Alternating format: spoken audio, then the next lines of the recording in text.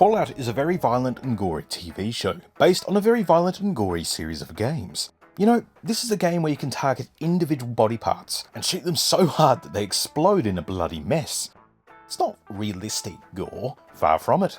I guess I'd call it stylised, if only as a result of graphical limitations, Bethesda jank, and the fact these games are already quite old, with the last proper instalment having come out over 10 years ago. Going into the Fallout show, I expected violence and gore, because nowadays most premium TV shows are packed with this stuff, so the Fallout series would have to do something pretty spectacular to stand out. Unfortunately, it didn't really. For the duration of filmmaking's history, special effects artists have generally strived to make their violence and gore look realistic, only to be limited by budget or the technology of their time. In recent years, gore effects have reached a sort of generically realistic look, or are excessive with detail and filled with CGI artifacts. They all look kind of interchangeable and aren't always suitable for a production's tone, and these generic effects crept into Fallout Season 1.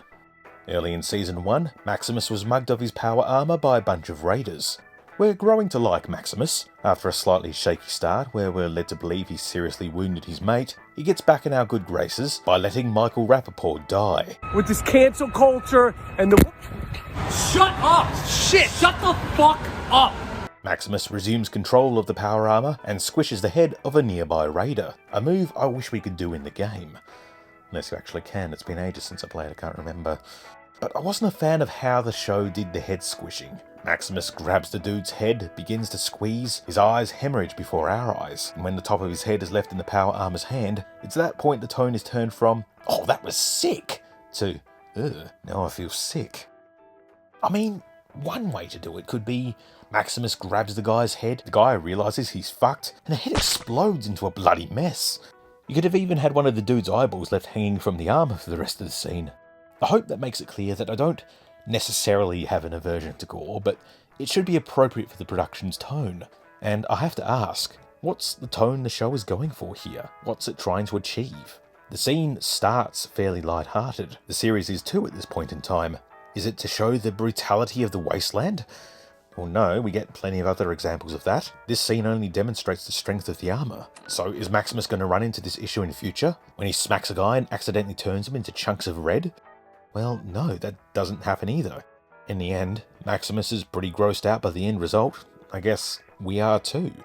We empathise. We feel a stronger bond with him as a character. But it could have been done in a way that was more appropriate without turning stomachs. The Fallout series, both TV and game, walk a tightrope of drama, comedy, seriousness and absurdity. A part of the game's identity comes from how the games worked, the earlier mentioned Bethesda jank. But I'm not necessarily saying the show should look like the dodgy physics of the game, but those dodgy physics are a part of the series' appeal. Such attention to detail is given to the costumes, the sets, the props, that all feel true to the spirit and intent of the original games.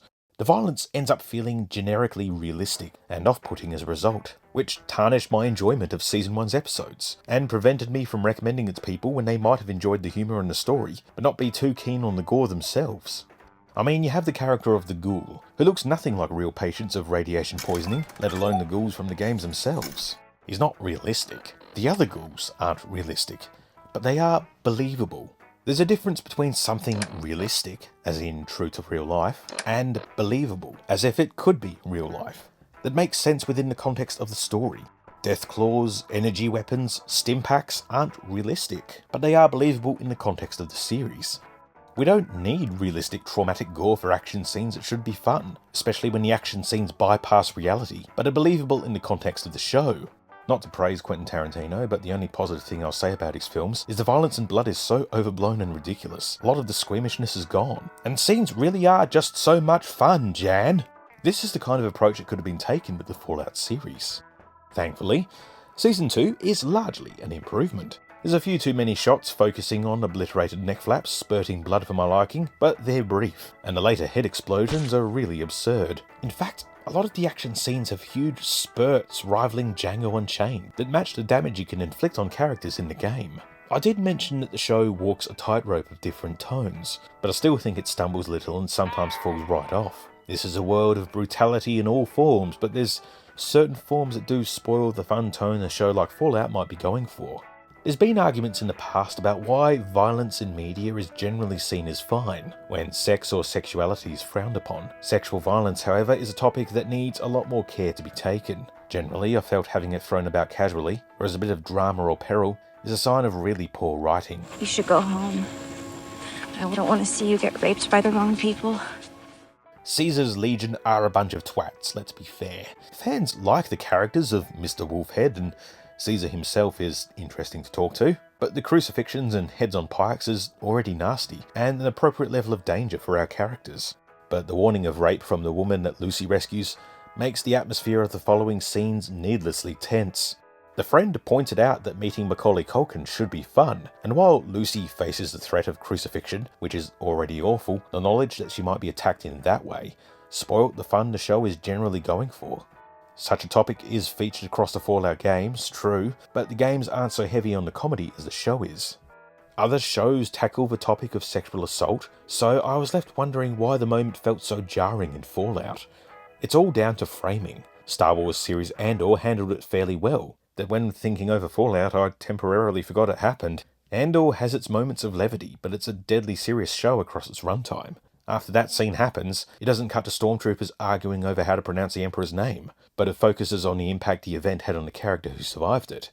It treated it with the care and weight it needed, and while not flawless, it wasn't tossed around as casually as Fallout did.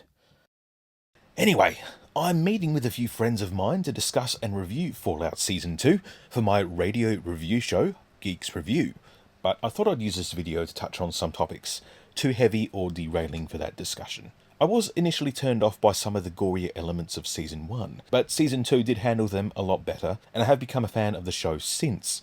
Violence, blood and gore has become so normalised on TV in recent years that it just washes over people who consume it uncritically, and I think it's important to question whether it's done right or wrong. Like I said, I really enjoyed the show. I think my favourite element was Justin Theroux as Mr. House. He's fantastic. He's a surprisingly versatile performer. When you look at his filmography, he's in like romantic comedies, dramas, animations, doing really silly character voices. His voice as House isn't a full impression of Rene Auberjonois, but it communicates he is indeed the same character from the games, and really brings it to life.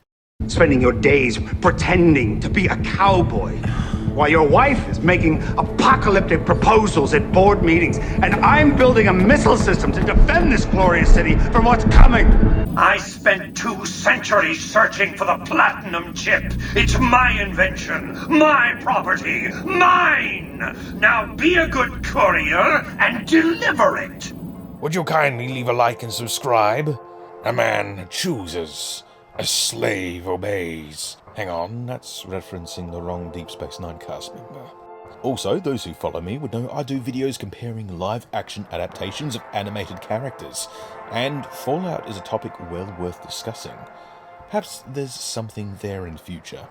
Anyway, I'm Royce, thank you for watching, and I'll see you next time.